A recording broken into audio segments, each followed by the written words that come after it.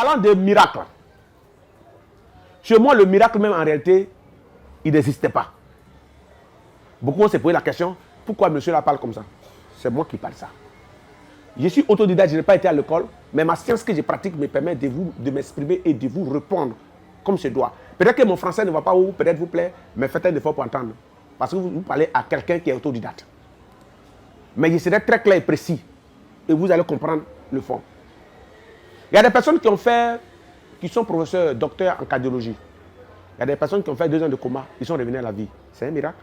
Si tu demandes à ce docteur, il va dire non, c'est ma connaissance, ma science.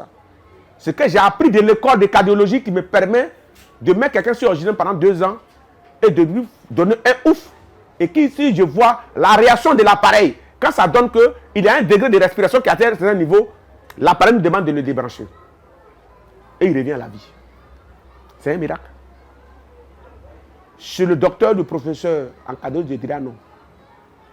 Quelqu'un qui a mot de ventre, qui a hernie, il va se faire opérer. Après l'opération, il se sent bien. C'est un miracle.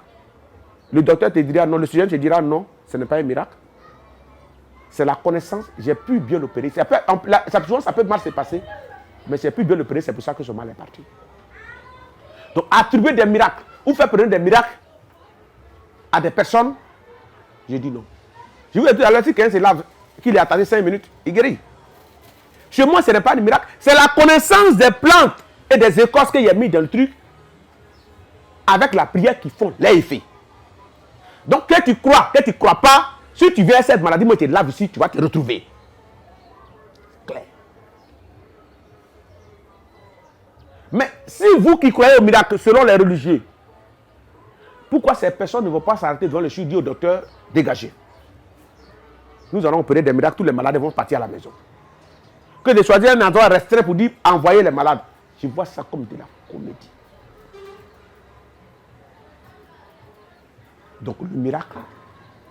S'il arrive parfois, vous voyez des personnes si saines, qu'ils arrivent à faire marcher, comme il a été dit dans la Bible que ta foi t'a sauvé. Tout est psychologique. On dit non, on voit, elle était passée à prier, elle va marcher. Tout est psychologique. Tout est psychologique. Mais là, il y a d'autres parmi des pasteurs qui ont des mantras, qui ont des connaissances spirituelles, mysticaux, et avec lesquels ils font des versets contre versets, et ça a donné des résultats. Qui ont des pentacles, qui ont d'autres contours qui peuvent permettre de faire bouger des personnes. Ça, c'est possible, ça arrive. Mais ce n'est pas un miracle. Il a une connaissance quelque part. Quand vous partez voir un prêtre catholique, le prêtre catholique te dit, si tu es trop angoissé, lis tes versets. Pourquoi le prêtre catholique ne dit pas qu'il n'y a pas un miracle? Et souvent, ceux qui lisent le verset, ça marche. Si tu es en deuil, lis tes versets pour éviter les esprits de mort autour de toi. Souvent, ça marche. Si tu es en deuil, fais tes versets.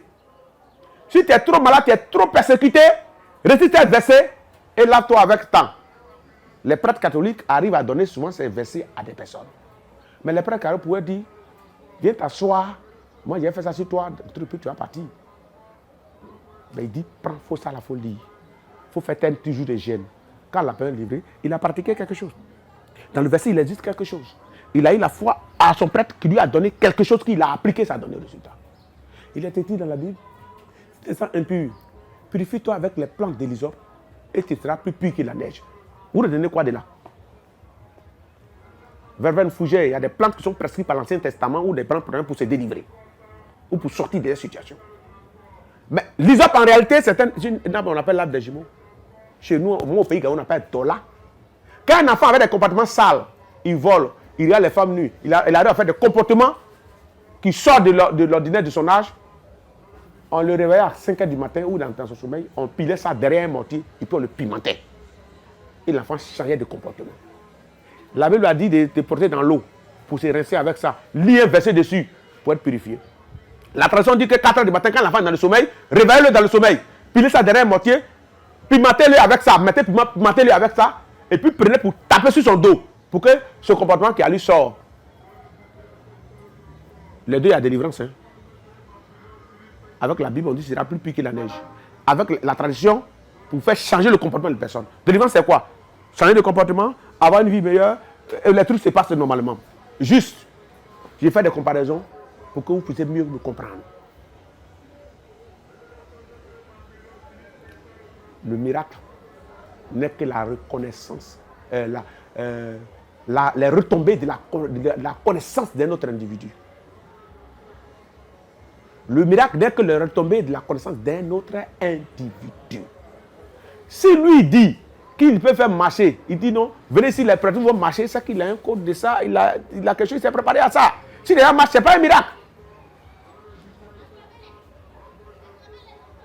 Et attention, les miracles fabriqués sont à 95% ici en Côte d'Ivoire.